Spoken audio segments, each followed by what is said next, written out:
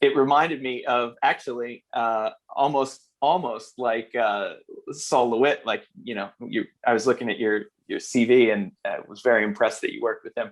But like they showed his drawings that were like just scribbles, and then The scribbles, team, the team had to like interpret them. I thought that was cool, if nothing else.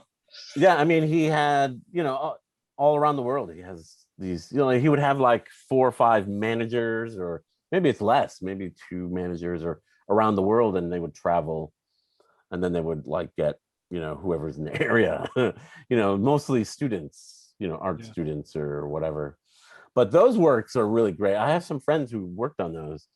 And, the great thing about those is Saul sort of let them just do whatever kind of scribbles they were inclined to do, depend, as long as it kept within the sort of formula of his idea.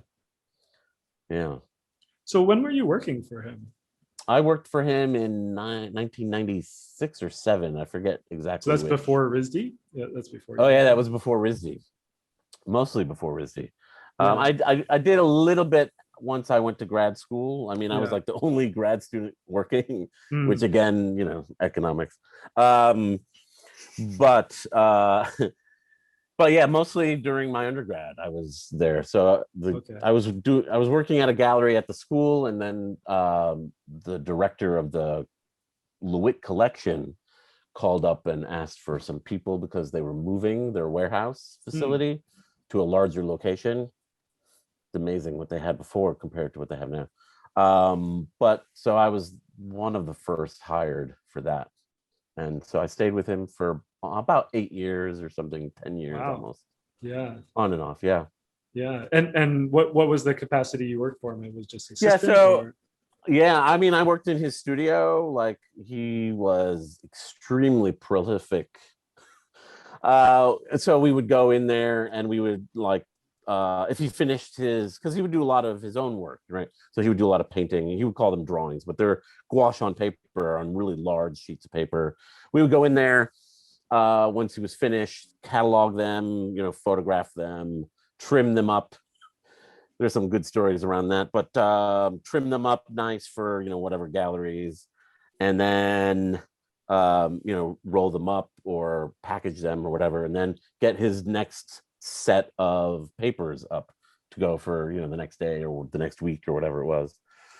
And they were usually really large, and sometimes he would go small. And but he also has a huge collection, like a massive collection of other artwork. So we would get traffic from like the Met or, the New Museum or, the Centre Pompidou or anywhere. And they would come and visit because they wanted to do a show of his work or somebody else's work or a combination thereof. And we would have to, trot that stuff out and make sure the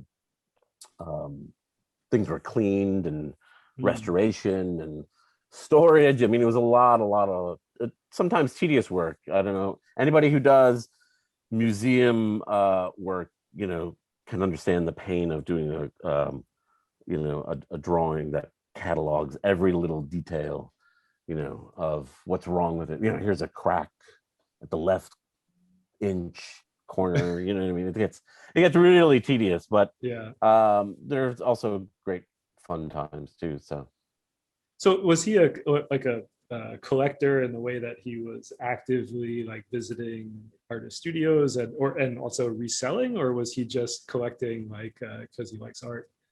I think a number of things. Probably the first thing is what, especially he was he's sort of blue chip. So, galleries couldn't afford when they got the money, instead of giving the artists, when they sold work, giving them money, they would trade actually and give them. Wow. Well, we have this Donald Judd. Here's the Donald Judd. You know what I mean? So it's sort of amassed that way, but also because he was a really good friend to a lot of artists, and he was trading all the time. He would every holiday he would do, or even like if he was traveling, he would do postcards, draw on them, send them to his friends. They would do that same thing back. I mean, he was just constantly making things, and you know, sharing with other people. You know, he was really generous in so many different ways. But one of them is that he was so close to a lot of younger artists that and helped them along, you know. Yeah. Do you have any favorite stories from that time, or that come to mind? Boy, that's tough. There's a lot of stories. Well, I'm I trying to think of remember you ones cataloged some I of could them. tell. Oh, sorry, go Yeah, ahead. I did. And some of them, you know, it was for social media. I don't know how. He would, you know, the funny thing about Saul Lewitt, I mean, I'm sure a lot of people imagine, you know, because he's a conceptualist, very, or minimalist, whatever you want to catalog him as, but very refined, you know, clean looking artwork.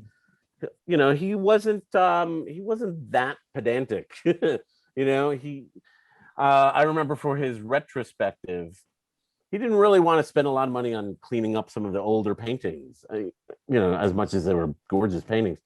So he would come around and he would just lick them and would be like, crap. You know, that makes it even worse. You know, he had sort of like this very nonchalant way of treating his own work in a way, you know, which made it probably better that he had assistants to take to whisk it away, you know. Before he licked all of his drawings clean. Yeah. I mean, there's a lot of stories. I mean, the one thing I say the most about him is that he's really the most generous human being I've ever met.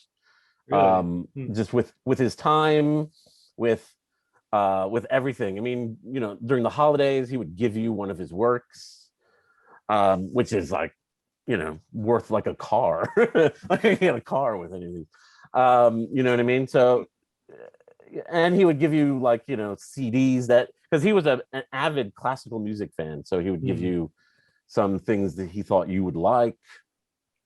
He would give you a bottle of wine. There's all kinds of stuff we would get as gifts, but probably more importantly was just, you know, his support.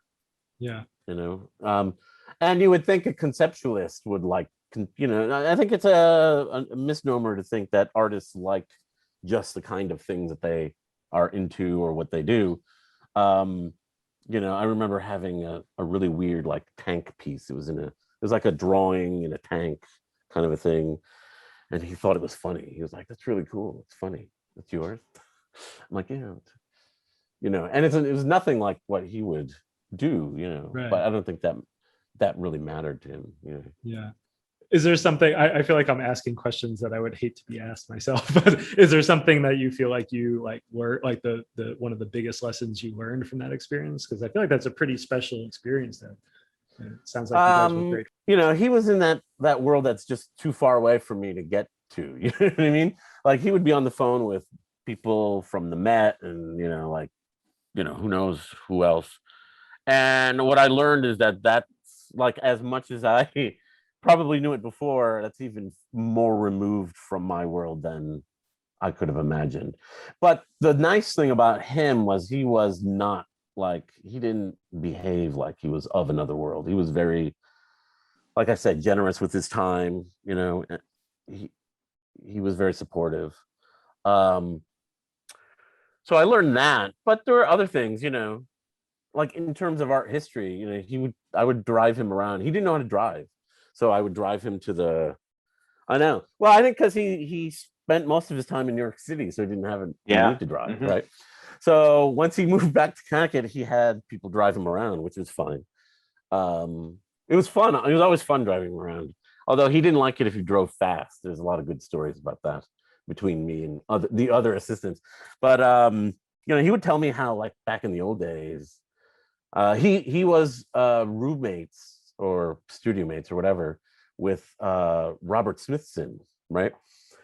So they shared an apartment and they only paid like $50 or something a month, or maybe it was less than that. And I was like, oh, this explains everything. You know, like, and he would say he doesn't understand how young artists do it now. It's just too expensive. And this was even then, it was like back in the early 2000s. Now it's gotten even worse, you know. Definitely so. Yeah. Now we can say that. Now we can say I don't understand how young artists do it. But maybe the other thing is to be open-minded and Mm. generous with your own time, you know? Like his own generosity pushed you to be generous. Like I Mm. trade stuff with my friends and other people, and you know, so I think that's really the biggest thing Yeah. I got from him, you know, that generosity.